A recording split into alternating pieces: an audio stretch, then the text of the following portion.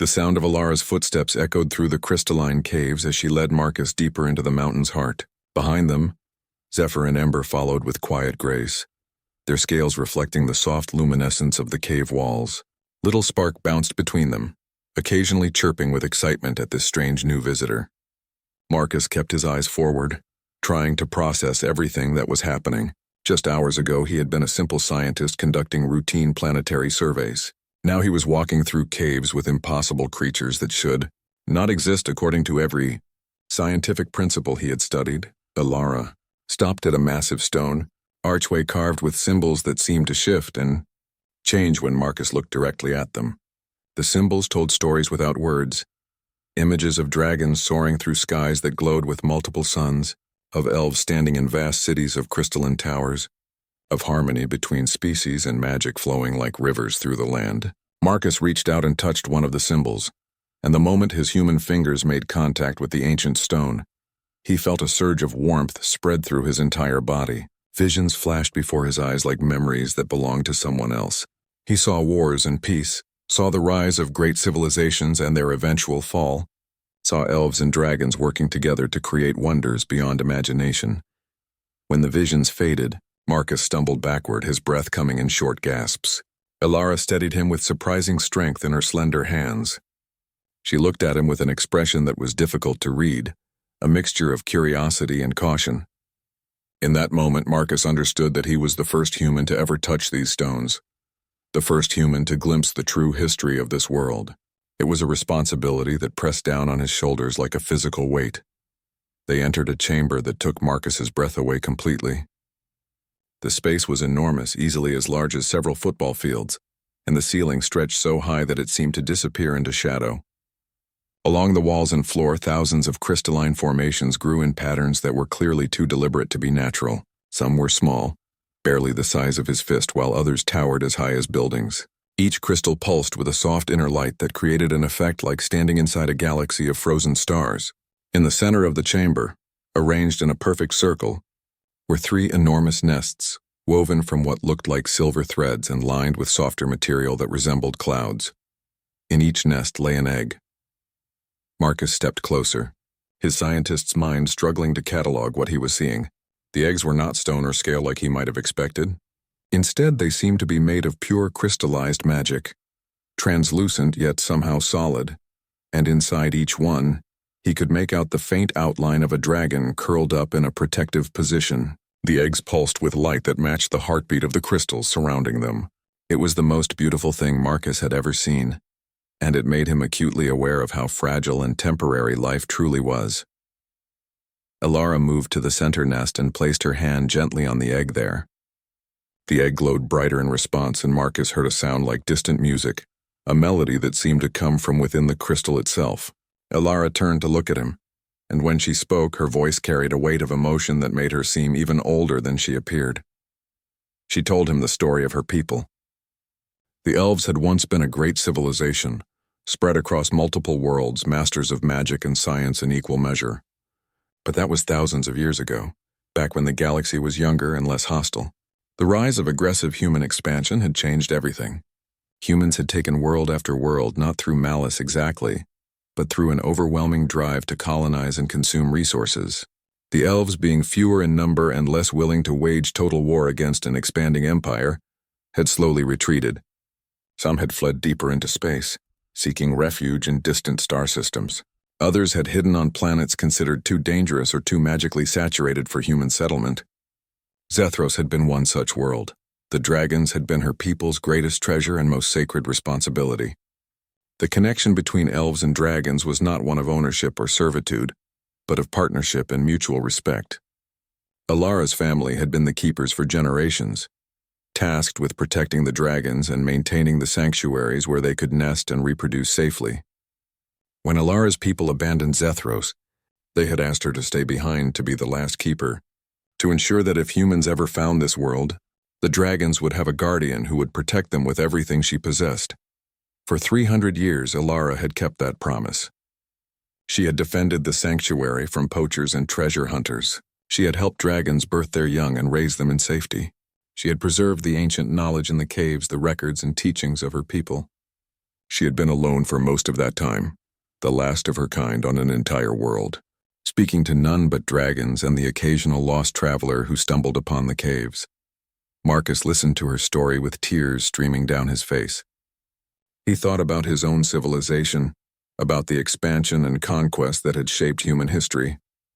He thought about all the worlds his people had settled, all the resources they had extracted, all the indigenous cultures they had displaced in the name of progress. He thought about how little regard his kind had shown for the life and civilizations they encountered. And now he understood why Alara was wary of his kind. She had seen what humans did. She had experienced the erosion of her entire way of life. When Alara finished speaking, the only sound in the vast chamber was the soft pulsing of light from the crystals and the gentle breathing of the dragons. Marcus knelt down before her, a gesture of respect and contrition that surprised them both. He spoke quietly but with absolute conviction, telling her that he would not let this place be destroyed. He would return to Commander Chen with false reports. He would make sure that Zethros was marked as unsuitable for colonization. He would protect this sanctuary, not because it was his job or his duty, but because it was the right thing to do.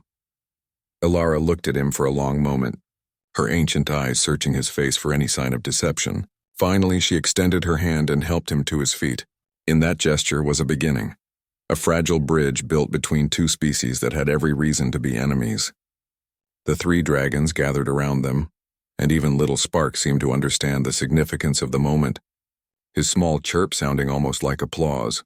Outside the caves, the sun was beginning to set, painting the sky in shades of purple and orange.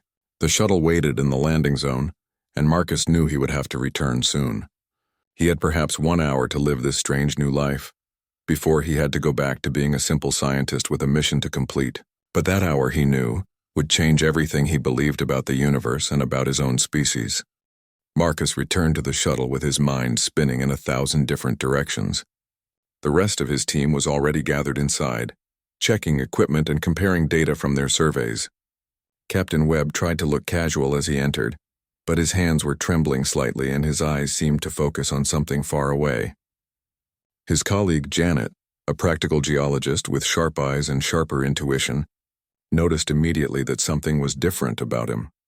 She approached him with a cup of thermal water, a staple of their expedition rations, and studied his face with the intensity of someone who could read emotions like a book. Janet had worked with Marcus for 5 years across different planetary surveys, and she knew when he was hiding something important. She did not ask him directly what he had found in the caves. Instead, she simply sat beside him and waited. She had learned long ago that Marcus would tell her when he was ready, that pressure and interrogation would only make him more guarded. Marcus took a sip of the water, feeling the warmth spread through his body. He knew he would have to lie, and the knowledge made him feel sick. He had never been good at deception. His face was expressive, his eyes honest. Lying was not in his nature, but he also knew that the truth about the dragons could result in their destruction. He had to choose in this moment which truth mattered more: the truth of scientific discovery or the truth of moral responsibility. He told Janet that the caves were interesting from a geological perspective, but contained nothing of commercial or strategic value. He elaborated with technical details about crystal formations and mineral compositions, speaking in the jargon of their profession in a way that would satisfy the equipment logs and initial reports. Janet listened carefully, asking occasional questions that showed she was paying attention but also signaling that she accepted his explanation. What she did not say was that she could sense his deception. She had been in love with Marcus for 3 years now, a fact she had never told him, waiting for the right moment that never seemed to come. She knew him well enough to recognize when he was holding something back, but she also knew him well enough to understand that he must have a good reason for doing so. If Marcus was willing to risk his reputation and his career by falsifying scientific data, then whatever he was protecting must be extraordinarily valuable and extraordinarily vulnerable. Back in the command center of the starship, Commander Victoria Chen reviewed the reports coming in from the survey team. The readings were exactly as expected. The planet was geologically interesting but lacked the mineral deposits or strategic position that would justify continued exploration. She made a note in her log recommending that Zethros be classified as a nature preserve, off-limits to commercial development or resource extraction. Such planets were useful for the archives of human knowledge, even if they could not be exploited for profit. Sometimes the galaxy needed places left untouched, places where nature could evolve without human interference. She had no idea how close she had come to making a decision that could have resulted in the destruction of an entire civilization. Marcus spent the night in his bunk, unable to sleep, his mind replaying every moment in the caves. He kept thinking about the 3 eggs, about the dragons that would eventually hatch from them and need a keeper to guide their development. He thought about Alara standing alone for 300 years, maintaining a vigil that no being should have to maintain alone. He thought about the moment she had placed her hand on his shoulder and thanked him, a gesture so simple yet so profound that it had moved him to tears. At dawn, the shuttle lifted off, rising through Zethros' atmosphere on pillars of blue flame. Marcus watched from the window as the planet grew smaller, the swirling clouds and purple continents becoming abstract shapes before finally disappearing from view. He pressed his hand against the cold glass of the window and whispered a promise to himself and to Alara. He would return to this world. He would find a way to come back, and when he did, he would bring knowledge and resources that could help protect the sanctuary for centuries to come. Commander, Shen received the final reports from the survey team and approved the classification of Zethros as a protected natural zone. She filed the paperwork and moved on to her next assignment, which involved surveying 3 new star systems in a distant sector.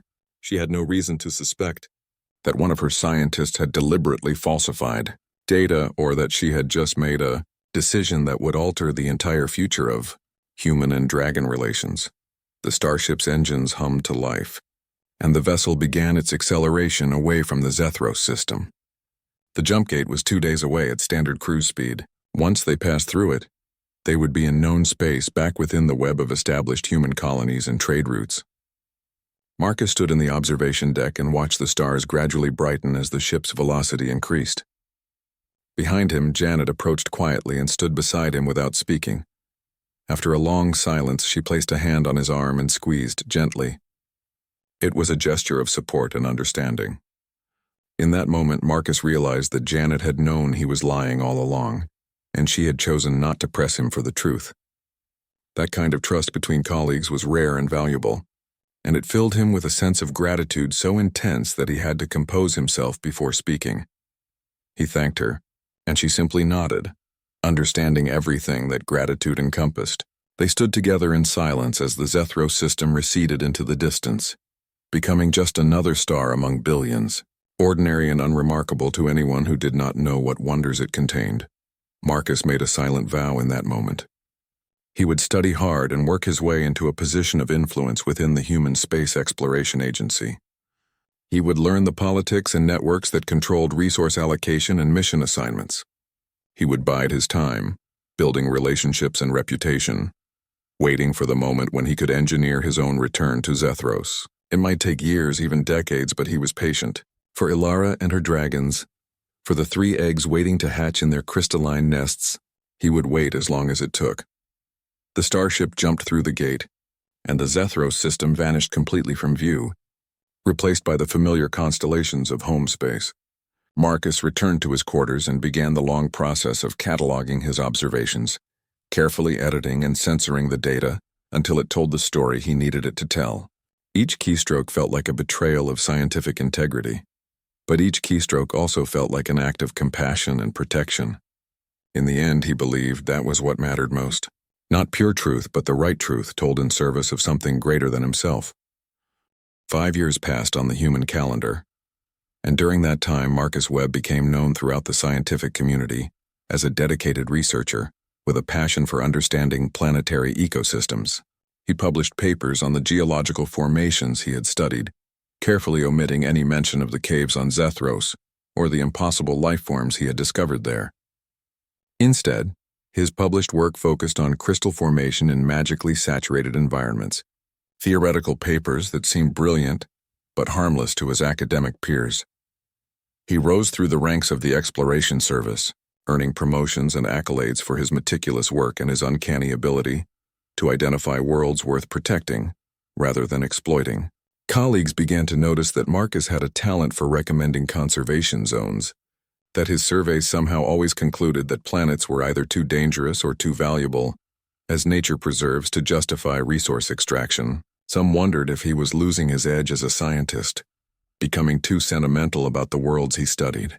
Others respected his work deeply, believing that he represented a new kind of explorer, one who understood that conquest and exploitation were not the only ways to interact with the galaxy. Janet continued to work alongside him when she could, using her own credentials and qualifications to position herself for assignments that would keep them together. She had never told Marcus that she loved him, and she never would. But she made sure to be present in his life, offering support and friendship, and the kind of loyalty that transcended simple professional relationships. She was aware that something about Zethros had changed Marcus fundamentally, that he carried a secret that colored every decision he made and every choice he pursued. She respected his privacy enough not to demand that he share that secret with her. On Zethros, Alara felt the years pass differently than humans did. She stood on her crystalline cliff, watching the moons rise and set in their predictable patterns. The 3 dragon eggs had begun to show signs of imminent hatching. She could feel the tiny lives within them, growing stronger and more aware with each passing month. The eggs pulsed with energy now, responding to her touch with visible brightening of their internal light. Zephyr and Ember seemed excited, sensing that their family was about to grow. Even little Spark, now fully matured into a medium-sized dragon with scales of pure white and gold, seemed to understand the significance of the approaching births. Alara spent her time preparing the sanctuary for the arrival of 3 new young dragons. She gathered food sources, ensuring that when the hatchlings emerged hungry from their eggs, they would find plenty to eat. She reinforced the walls of the nesting chamber, making sure that no external force could threaten the vulnerable newborns during their first weeks of life. She studied the ancient texts carved into stone throughout the caves, refreshing her knowledge of dragon development and the responsibilities of a keeper during the critical early years after hatching. Sometimes she wondered if Marcus Webb had survived the journey home, if he had kept his promise to protect the sanctuary, or if he had simply returned to his own life and forgotten about the impossible creatures he had encountered in the caves. She tried not to let hope take root in her heart, as hope had proven to be a dangerous emotion for one who had lived as long as she had. Hope led to disappointment, and disappointment was a luxury she could not afford when so much depended on her continued vigilance and strength. One day, as Ilara sat in the nesting chamber meditating on the pulse of the eggs, she felt a familiar vibration in the ground beneath her. It was the same vibration she had felt 5 years ago, the signature of a human spacecraft descending through the atmosphere. Her heart seemed to stop for a moment, then began beating with renewed urgency. Zephyr moved to her side, his scales rippling with colors that reflected both worry and cautious optimism. Ember joined them, and even young Spark seemed to sense that something significant was about to occur. The landing site was in a different location this time, not the same place where the initial survey team had touched down. Ilara made her way through underground passages that connected the sanctuary to various points on the surface, passages that had been carved by ancient elves specifically to allow quick access to the world above, without being observed. She emerged near a rocky outcropping that provided excellent cover, while still allowing her to observe the landing zone clearly. A single shuttle descended, much smaller than the one that had brought Marcus and his team. The shuttle's design was different too, more streamlined and equipped with better heat shielding. As it landed and powered down, the ramp descended slowly. Ilara held her breath, hardly daring to hope. Marcus Webb emerged first, older than she remembered him, with more lines on his face and a slightly grayer tint to his hair. But his eyes were the same, still kind and intelligent, still carrying that spark of wonder that had so impressed her 5 years ago. He was not alone. The woman who emerged behind him was tall and athletic, with short dark hair and a careful way of moving that suggested military training. Janet, Marcus's companion from the original survey team, had insisted on accompanying him on this return mission. She had become invaluable to his plans, helping him navigate the political systems that governed exploration and resource allocation, ensuring that his recommendations carried weight in the highest circles of the Space Exploration Agency. Marcus stood for a moment in the orange light of Zethros' sun, breathing in the alien air with obvious pleasure. He turned slowly, taking in the landscape of purple plains and crystalline outcroppings, and Alara could see the emotion on his face. This was not just a return to a planet. This was a return to a place that had fundamentally changed who he was. A return to a responsibility he had carried in his heart for 5 long years. Janet placed a hand on his shoulder, and he turned to her with a grateful expression. Together, they walked toward the cave system, heading in the direction where they had first discovered the sanctuary. Alara waited until they were well away from the shuttle, then emerged from her hiding place and made her way to intercept them. She did not hurry. There was no need for haste. Some moments were worth savoring, worth extending as long as possible. When Marcus saw her stepping out from behind a ridge of crystalline stone, his eyes widened with a mixture of recognition and something deeper, something that looked very much like relief. He stopped in his tracks, and Janet stopped beside him, instantly alert and ready for any threat. But Alara simply raised her hands in a gesture of peace and greeting, a smile playing at the corners of her mouth for the first time in 5 years. Marcus had kept his promise. He had returned. Alara led Marcus and Janet back into the caves with a sense of purpose and determination that had been absent for 5 long years. The caverns welcomed them with soft pulses of light from the crystalline formations, as if the mountain itself recognized the significance of this reunion. Janet walked with her weapon disengaged but ready, her training making her cautious even as her intellect told her that this elegant being leading them posed no threat. She had spent the last 5 years slowly piecing together what Marcus had done, using her access to classified databases and her own investigative skills to understand that something extraordinary lay hidden on this world. The journey through the caves felt shorter to Marcus than it had 5 years ago, though the actual time elapsed was probably much longer. Memory had a way of compressing significant moments, of making the most important events in life seem to pass in the blink of an eye. When they finally emerged into the nesting chamber, both he and Janet gasped. The chamber was transformed from what Marcus remembered. The crystalline formations had grown larger, more intricate, and seemed to pulse with a coordinated rhythm that suggested intelligent arrangement or natural growth guided by magical forces. And the 3 eggs, which had been large and luminous 5 years ago, were now absolutely massive, each one towering as high as a human adult. The eggs glowed with intense internal light, and as Alara approached them, the light brightened even further, as if they were responding to her presence. She placed her hands on each egg in turn, and when she touched the 3rd one, something changed. The light from the eggs suddenly surged, bright enough to fill the entire chamber with near-daylight intensity. Marcus covered his eyes against the brilliance, and even Janet, trained to remain calm in any situation, stumbled backward in shock. The eggs began to crack. The first to hatch was Zephyr Jr., named by Alara in honor of the elder dragon who waited outside. The young dragon's scales were brilliant sapphire blue, even brighter than his father's had been at the same age. The egg shattered into shards of crystalline material that seemed to dissolve into luminescent dust before they could touch the ground. The hatchling staggered on legs that trembled with the effort of supporting its own weight, and Alara was there instantly, supporting the young dragon with gentle hands and quiet words of encouragement. The second egg cracked more slowly, its emergence less dramatic than the first. This young dragon was smaller, with scales of amber and crimson that reminded Marcus of ember. The hatchling drew its first breath and emitted a sound that was part chirp and part roar, a cry of life and awareness that echoed through the crystal chamber. Alara moved to this one as well, offering the same gentle support and welcome. The 3rd egg took longer to hatch.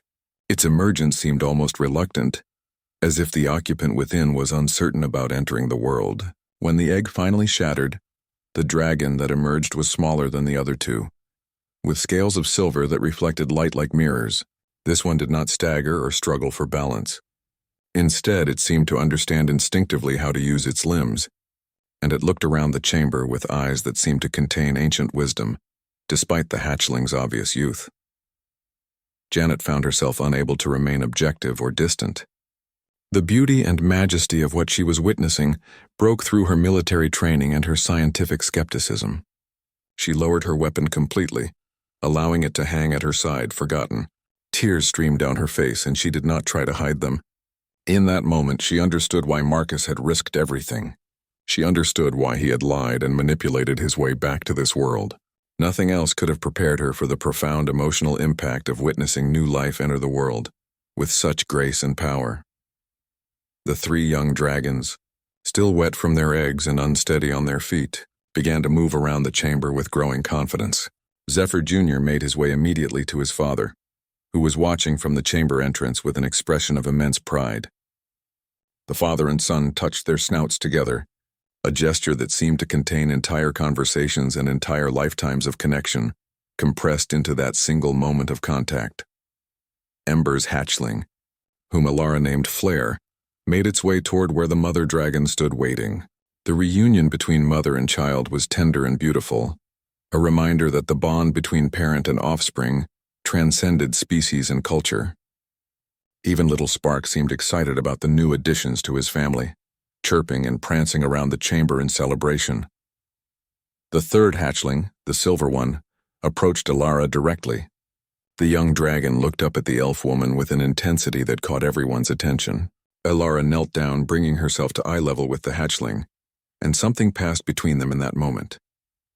A connection formed, deeper and more immediate than the usual bonds between keeper and dragon. This particular hatchling, it seemed, had chosen Alara as its primary companion in a way that transcended the normal duties of a keeper. Alara named this one Mirror, for the reflective silver of its scales, and for the way it seemed to reflect and understand emotions with unusual clarity for such a young dragon. She stood up with Mirror clinging to her shoulder, the hatchling's talons careful and gentle despite their obvious sharpness, and looked at Marcus with an expression of profound relief and gratitude. The keeper turned to Janet and extended her hand in formal greeting. Janet took it, and the elf woman spoke with a voice that seemed to come from great depths of time and experience. She acknowledged that Marcus had kept his promise and that Janet had chosen to support that promise without knowing its full truth. She explained that what they had witnessed was the hatching of 3 new lives that represented hope for her entire species and culture. She told them that the dragons were more than simply animals or creatures. They were partners in consciousness, beings capable of learning and reasoning and forming emotional bonds as complex as any human relationship. She asked them to become official protectors of Zethros, to use their positions and influence in human space to ensure that this world remained safe and untouched. She offered to teach them the history and knowledge of the elves, to share the wisdom that had been accumulated over thousands of years, if they would accept the responsibility of becoming true allies rather than merely sympathetic observers. Marcus and Janet exchanged glances, a silent conversation passing between them. Then together they knelt before Alara and accepted her offer. In that moment something shifted in the fundamental relationship between humanity and the dragons of Zethros. The protection was no longer one-sided. The sanctuary was no longer the secret refuge of a single keeper. It had become a shared responsibility, a bridge built between species, a hope for a different kind of future. The next 3 months on Zethros represented a period of transformation, unlike anything Marcus had experienced in his entire life. He and Janet chose to extend their stay on the planet, claiming to be conducting extensive research for a comprehensive ecological survey report that would justify the protection designation. Their messages back to the Space Exploration Agency were detailed and scientifically sound, filled with observations about crystal formations and electromagnetic fields that made the planet particularly valuable as a nature preserve for research purposes. Alara spent those months teaching Marcus and Janet about the true history of her people and the dragons. She showed them chambers carved with thousands of years of historical records, stone walls covered in intricate symbols that told stories of ancient wars and ancient peace, of technologies that humanity had not yet rediscovered, and magical systems that operated on principles no human scientist had yet theorized. She explained that the elves had once spread across many worlds, but that human expansion had forced them to retreat, choosing preservation over resistance. The dragons had been the greatest product of elf civilization, creatures that had been born from centuries of careful magical breeding and partnership. Each dragon was capable of learning language, understanding complex concepts, and forming emotional bonds as deep as any human relationship. They were intelligent and powerful, but they were also gentle by nature, preferring harmony to conflict. The greatest tragedy of the galaxy's recent history, Alara said, was that humanity had never encountered dragons in their natural state. All they had known were the fearful, desperate creatures that had been forced into captivity or combat by those who did not understand them. Janet, with her practical military mind, began to see the strategic implications of what she was learning. She realized that if the wrong people in human government ever discovered the dragons, the result would not be peaceful coexistence. The dragons would be seen as a threat to human dominance, and military solutions would be proposed. Resources would be devoted to capture or elimination. The sanctuary would become a target rather than a treasure. She threw herself into helping Marcus and Alara develop strategies to ensure that the secret remained protected, working with the same dedication she had previously devoted to military planning. The three young dragons grew at an astonishing rate during those months. Zephyr Jr. developed into a confident and curious creature, asking endless questions about the world and its place in it. Flare seemed to inherit her mother's grace and strength, becoming larger and more powerful even than her father. Mirror, the silver dragon bonded to Alara, developed an almost supernatural connection with the elf woman, seeming to understand her thoughts and feelings before they were even expressed. One evening, as Marcus sat with Alara and the dragons on the crystalline cliff overlooking the purple plains, Alara shared something deeply personal. She explained that 300 years of solitude had nearly broken her, that there were times when she had wanted to simply let the sanctuary fall into decay and allow the dragons to fend for themselves. She had kept going only because she remembered her obligation to her people, and because she understood that what she was protecting mattered more than her own suffering. But now, with Marcus and Janet beside her, with new dragons being born and new hope entering her life, she felt something she had not experienced in centuries. She felt less alone. She felt like the burden of protection could finally be shared rather than carried entirely on her own shoulders. She looked at Marcus with an expression that held gratitude so profound, it seemed to radiate outward like physical force. Marcus reached over and took Alara's hand, a gesture of connection and solidarity. Janet joined them on the other side, and the 4 adults and 3 young dragons sat together in silence, watching the twin moons rise over the horizon. It was a moment of perfect peace, a moment that suggested the possibility of a better future, not just for the dragons and the remnants of elf civilization, but for the relationship between humanity and other intelligent species throughout the galaxy. When Marcus and Janet finally prepared to leave Zethros and return to human space, the departure was bittersweet. They had lived on the planet for nearly 4 months, and it had transformed them as profoundly as they had transformed the sanctuary.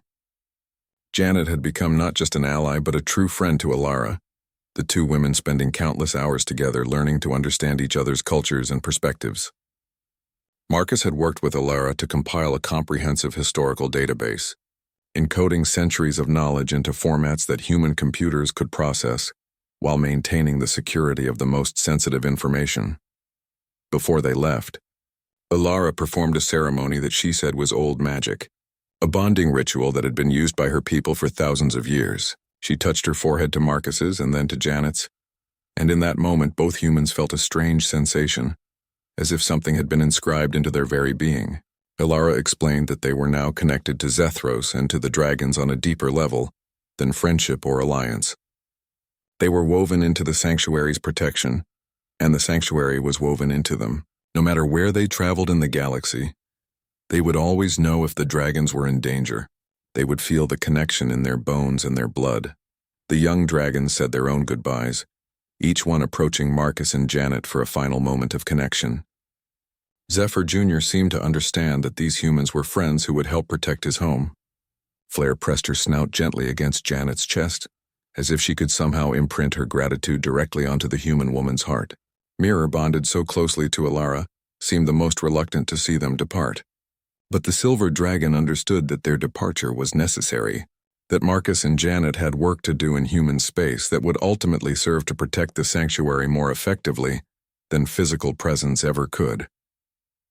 As Marcus and Janet lifted off in their shuttle, rising through Zethros' atmosphere for what they hoped would not be the last time, they watched the planet grow smaller beneath them. Both of them felt the strange new connection that Alara had created, a thread that seemed to bind them to the sanctuary regardless of distance. They knew that they would spend the rest of their lives working to ensure that Zethros remained safe and secret, that the dragons would be protected not through force or violence but through the establishment of a new kind of alliance between species. In the years to come, Marcus and Janet would both rise to positions of significant influence within human space exploration and governance. They would use that influence carefully and strategically to guide human expansion away from certain sectors of space, to protect multiple worlds similar to Zethros that harbored remnants of ancient civilizations and precious alien life. They would become legends in certain circles. Brilliant scientists and administrators who somehow always made decisions that seemed mysteriously beneficial to the universe at large. But their greatest achievement, known to only a handful of people in the entire galaxy, was the protection of Zethros and the dragons. It was a secret they carried with pride and purpose, a responsibility that had transformed them from ordinary humans into guardians of wonder, protectors of magic in a universe that was rapidly forgetting that such things existed. And on a distant world under twin moons, an elf woman and 3 dragons stood on a crystalline cliff, secure in the knowledge that they were no longer alone in their struggle to preserve what was precious and irreplaceable in the vast galaxy.